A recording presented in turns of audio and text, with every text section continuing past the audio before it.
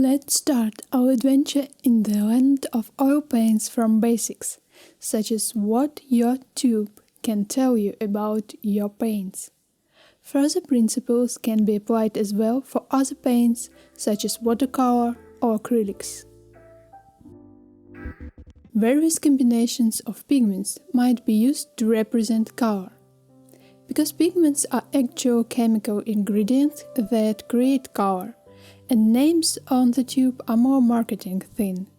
Sometimes it is easier to have premixed colors right from the tube on your palette, but many of the fanciest ones you can create with paint you already have. An example is Caucasian flesh tone, color which is often a mix of titanium white, natural ochre, and red cadmium. Tube capacity. I would advise you to buy a big tube of white paint, as it is most used one color. Health hazard warnings.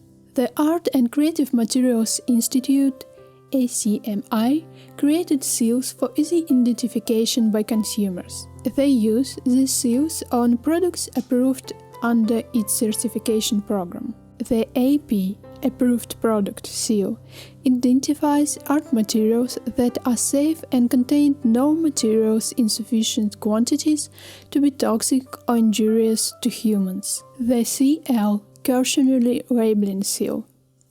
Products with this seal are hazardous if used incorrectly. It is essential to read the product label in full before opening it.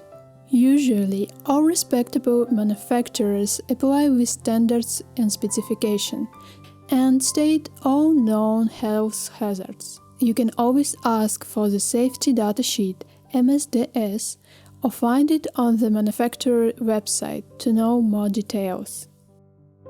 Ingredients or composition. Ideally, oil paint should consist of pigments and drying oil, such as walnut or linseed oil.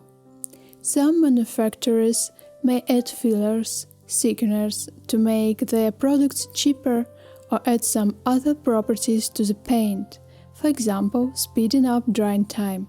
That is why it is better to buy from respected manufacturer, artist-grade quality paints. Better to buy fewer colors but better quality than many pure-produced ones.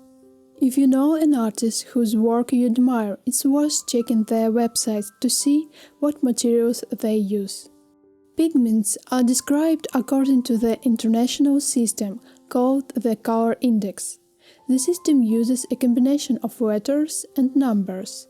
Let's take as an example titanium white, PW6, where PW is pigment white and 6 titanium dioxide. And using our previous example with Caucasian flesh tone, it will state something like this in its ingredient list: titanium white, natural ochre, and red cadmium. Light fastness. Straightforward quality. Basically, how fast your paint will lose its color. In other words, fade. Manufacturers in different countries may use different standards. Here you can see a basic description of the ASTM standard. It would be best if you used pigments that have excellence or highest light fastness. As an example of different labeling approach, Winsor & Newton use a permanence rating, which measures the film and chemical stability of the paint. Other producers use pluses, 3 for the highest degree of light fastness and 1 for the lowest one. Transparency. Paint might be transparent, meaning you can see the surface under its thin layer, or opaque, where it may cover the layer underneath wholly. All other paints between these two might be called semi-opaque or semi-transparent. Now you know much more about your paint, and we are ready to discuss other materials for the course.